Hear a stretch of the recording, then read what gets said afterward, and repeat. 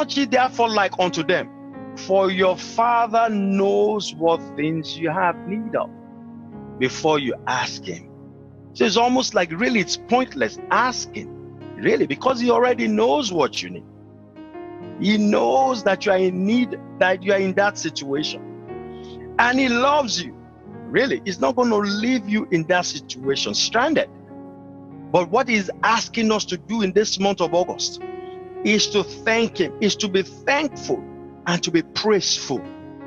You know, imagine a child. Most of us on this platform, we have children, right? Imagine a child that asked you for something and that package came in the mail and they opened the package. And before he or she finishes to open the package, they're already saying, what about that PS5? When are you going to get it, Daddy? What about that other dress? When are you going to get it, Daddy? How would you feel? And that's how we do God most of the time. We've not thanked him enough for what he has done. We're already asking for the next thing. We don't thank him enough for what he has done. We are already bugging him about the next thing. And the funny thing is that he knows that we need that. He knows that you need a new job. He knows that you need a financial breakthrough. He knows that you need anything that you can come up with. God is not like us. He's not ignorant of these things. He just wants us to trust him. So I want to encourage us, forget about. It's tough to go before the Lord and say, I'm not going to ask you for anything. And that's why I say Thanksgiving is a mystery of not asking. But it works.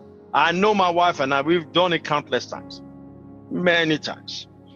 I will be faced with a situation, I will just, put on a nice praise and worship music and we'll dance like never before.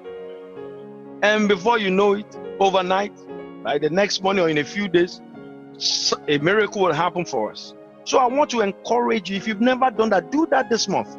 Try. Don't ask. God already knows you've asked too much. James 4 verse 3 says something. It says that we don't receive because we ask amiss. Right? James 4 verse 3. Let's look at that. He said, ye ask, like you have been asking all this while, and you don't receive because you ask amiss. Is it possible that we are asking wrong because we are not thanking God enough? Is it possible that our asking amiss is because we are not seasoning our prayer with thanksgiving?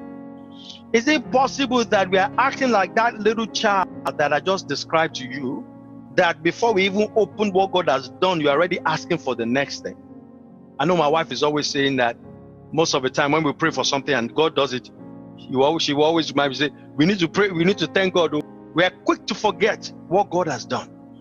Now, before God does it, we are stressing over it. We are anxious about it.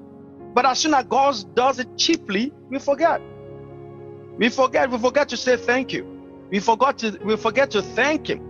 We should spend more time thanking him than asking.